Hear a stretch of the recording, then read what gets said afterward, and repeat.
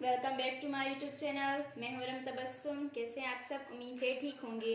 आज बहुत ही प्यारी डिज़ाइन लाई हूँ। ये शर्ट जो आप लोग देख रहे हैं बहुत ही ज़्यादा खूबसूरत है और बहुत ही यूनिक स्टाइल है। ये ड्रेस यानी कि शर्ट आप लोग कहीं पर भी पहन कर जा सकते हैं, इजीली घर भी आप लोग पहन सकते हैं। हमने बहुत ही खूबसूरत जो है फ्लावर्स ऐसा शीशों को मिलाकर बनाए हैं, आप लोग देख सकते हैं।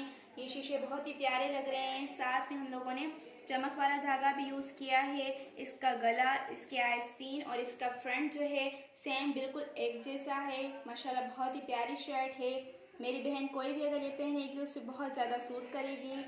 प्लीज़ आप लोग हमें कमेंट्स में बताएं कि आप लोगों को ये डिज़ाइन कैसी लगी। अगर आप लोगों को ऑर्डर देना है या सीखनी हो तो प्लीज़ हमें कमेंट्स में बताएं। हमारे चैनल को बहुत ज़्यादा सपोर्ट करें। हम आप लोगों के लिए बहुत ज़्यादा मेहनत करते हैं। प्लीज़ हमारे चैनल को सब्सक्राइब करें। अपना बहुत ज़्यादा ख्याल रखिएगा। अल्लाह हाफिज़।